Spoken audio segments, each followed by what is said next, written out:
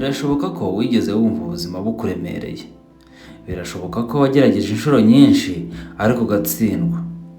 Birashoboka ko hari abantu bagusebya bakubwira ko nta kintu uzigera wigezaho. Birashoboka ko buri gitondo ubyuka wibaza uti ese koko ubuzima bwanjye buzigera buhinduka? Niba warigeze uhura na kimwe muri ibi bintu, ndakwinginze ntusohoke muri iyi video utayirebye. Bishobora kuba ari wo mwanya wo kugira ibintu byinshi uhindura mu buzima bwawe. Twongeye kubasuhuza abakunzi bacu hano kuri News. Nimba warakoze subscribe turagushimiye. Nimba utarayikora kandi turagusaba kuyikora kugira ngo ujye ubona ibiganiro mu ba mbere. Kora like, comment na share. Niba hari igitekerezo ufite cyangwa ikintu twazaganiraho, wakiduhereza muri comment tukazakivugaho ubutaha. Iki kiganiro tugiye kuvuga ukuntu wahindura imitekerereze ukubaka ejo hazaza hawe heza. Ntabwo ngiye kukubwira amagambo aryoshye gusa, ahubwo ngiye kukubwira ukuri gushobora gutuma uyu munsi w'intangiriro y'ubuzima bushya. Hari abantu benshi uzi uyu munsi bafite amazina akomeye, amafaranga, icyubahiro ndetse n'ibikorwa bikomeye. Abo bantu bose bafite ikintu bahuriyeho. Bose mu bikorwa bakora hari umunsi bigeze kugera aho bumva birangiye. Muri bo hari abigeze kubura akazi. Muri bo kandi hari abigeze kubura abo bakundaga. Hari abigeze kubura amafaranga yose. Hari n'abigeze kubwirwa ko ntacyo bazigezaho mu buzima. Gusa bose hari icyemezo kimwe bafashe mu buzima. Ntibigeze bareka ibibazo bisobanura abo bari bo. Nshaka kukubwira ikintu kimwe. Nimba umuntu ashobora kuva mu mwijima akagera mu mucyo, kubera iki wowe utabishobora? Niba hari uwigeze gutsindwa inshuro nyinshi agakomeza kugerageza nyuma akaza gutsinda, kubera iki wowe utakemerera ubuzima bwawe amahirwe ya nyuma? Abantu benshi bibwira ko gutsinda biterwa n'impano, ariko ntabwo ariko biri. Abandi batekereza ko biterwa n'amafaranga, ariko nabyo ntabwo ariko biri. Hariho ikintu kimwe gikomeye kurusha ibindi byose. Ikintu gikomeye kurusha ibindi byose ni imitekerereze yawe. Umunsi umuntu ahinduye uburyo atekereza, uwo munsi umuntu aba atangiye guhindura ejo hazaza he. Gusa hari ikibazo gihangayikishije abantu muri rusange. Abantu benshi bahitamo kureba ibyo batakaje aho kureba ibyo basigaranye. Bahorana agahinda kenshi cyangwa bagahora bibaza ngo kubera iki ari iki. Ubundi ikibazo umuntu akwiye kwibaza ni iki? Wakwibaza ngo ni iki nakora uyu munsi kugira ngo ejo hazaza hanjye habe heza kurusha uyu munsi? Nshaka ko unyumva neza. Nta muntu n'umwe ku isi ushobora guhindura ibyabaye ejo hashize, ariko buri muntu afite ubushobozi bwo kuba yahindura icyo akora uyu munsi. Kandi ibintu uri gukora uyu munsi nibyo bigena uwo uzaba we mu mezi make ari imbere. Niba warigeze kubwirwa ko udashoboye, niba warigeze gutsindwa, niba warigeze gucibwa intege, niba warigeze kurira wiherereye, uyu munsi ndashaka kubwira ikintu kimwe. Ntibisobanura ko ubuzima bwawe burangiye. Akenshi ibihe bikomeye abantu banyuramo nibyo bibatera gukora ibintu bikomeye. Uyu munsi ntugomba guhitamo kuba umuntu utandukanye n'uwo wari ejo hashize, ahubwo ugomba guhitamo gutangira urugendo rwo kuba umuntu mwiza kurusha uwo wari ejo hashize. Uyu munsi icyo umuntu akeneye si amafaranga menshi, si amahirwe menshi mu buzima, ahubwo ni igitekerezo kimwe gihindura ubuzima bwawe burundu. Reka nkubaze kino kibazo kimwe. Ese ujya wibaza impamvu abantu bamwe mu byo bakora mu buzima bwabo bahura n'ibibazo bikomeye bagasubira hasi, ariko nyuma y'igihe bakongera bagahaguruka? Mu gihe hari abandi batandukanye nabo bahura n'ibibazo bito bagahita bacika intege. Ndagira nkubwire ko igisubizo atari uko bamwe bavukanye amahirwe menshi kurusha abandi. Akenshi itandukaniro riri hagati y'abo bantu babiri riba mu buryo batekereza. Muri iki kiganiro twifashishije inkuru y'umusore witwaga Alan, wari ufite imyaka 29. Yari afite inzozi nyinshi. Yifuzaga guhindura ubuzima bwe, gufasha umuryango we no kubaho ubuzima bwiza. Nk'uko imyaka yagiye ishira, ibintu ntibyagiye bigenda uko yabitekerezaga. Yabuze akazi, abo yizeraga baramutererana. Buri munsi yabonaga abandi batera imbere, ariko we akabona yasigaye inyuma. Yatangiye kujya yibaza ati, ese hari icyo nkiri cyo? Ese ubuzima bwanjye buracyafite agaciro? Buri gitondo yabyukaga yumva nta mbaraga afite. Yatangiye kurakarira abantu bose. Utuntu duto twose twaramubabazaga.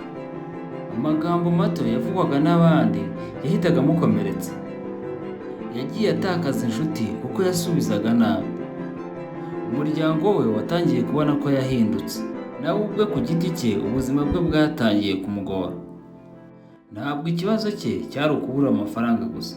Ikibazo gikomeye yari afite kwari ugutakaza icyizere. Kandi iyo umuntu atakaje icyizere n'amahirwe azamugana asa nkaho ntayabona. Gusa umunsi umwe hari umuntu wamubwiye amagambo atigeze yibagirwa.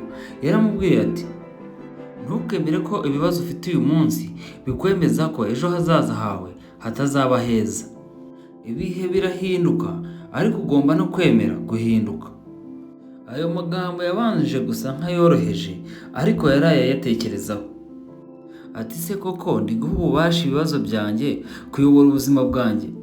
Icyo gihe nibwo yafashe icyemezo. Ntabwo ari icyemezo cyo kuba umukire bukeye. Ntabwo ari icyemezo cyo gukemura ibibazo byose icyarimwe. Ahubwo yafashe icyemezo cyo guhindura ikintu kimwe gusa, uburyo yitwaraga buri munsi.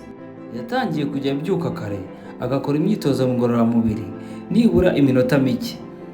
Atangira kugabanya igihe yamaraga yitotomba.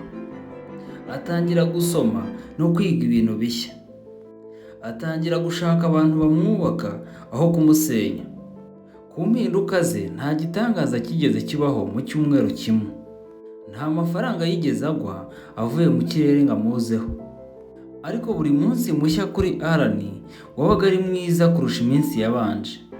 Nyuma y'amezi menshi runaka, abantu batangiye kujya bavuga bati, Alan yarahindutse. Gusa abantu ntabwo bari bazi impamvu.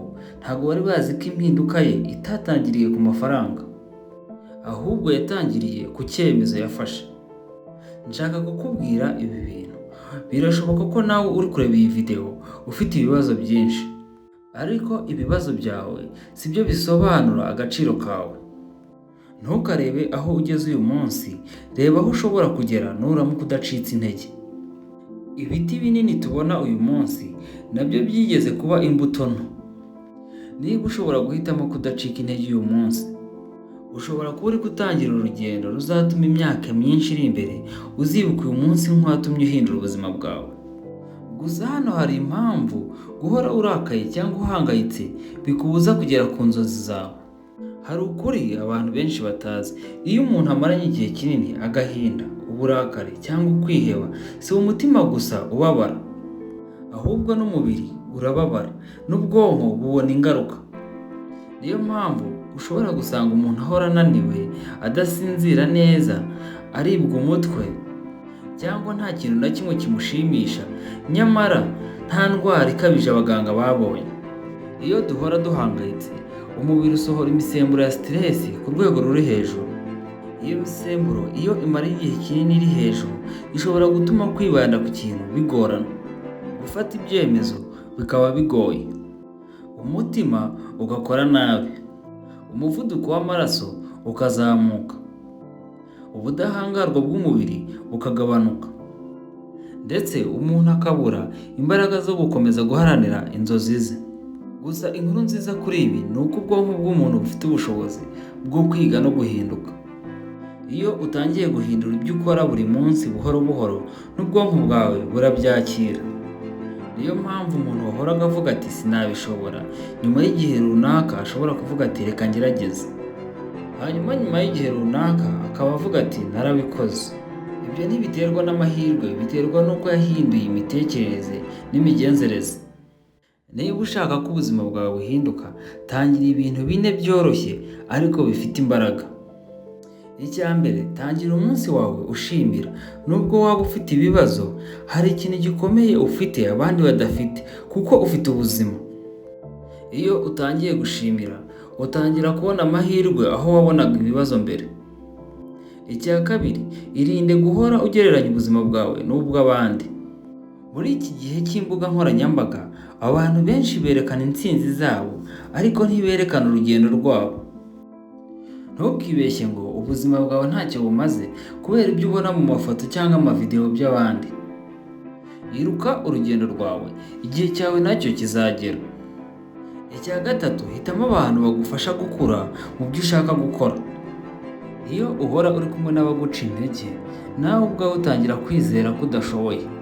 Ariko iyo uhora uganira n'abaguhamiriza ko ibyo bintu bishoboka, nawe utangira kubyizera. Ni ngombwa kwibuka ko amagambo wumva buri munsi yubaka cyangwa agasenya ibitekerezo byawe. Icya kane, gira icyo ukora buri munsi. Ntutekereze ko uzabona imbaraga mbere yo gutangira. Akenshi imbaraga cyangwa abagushyigikira biza umaze gutangira. Intambwe nto ifashwe buri munsi iruta gahunda nini utigeze utangira. Twafata nk'urugero, niba uyu munsi ushobora gusoma impapuro 2 z'igitabo, uzisome.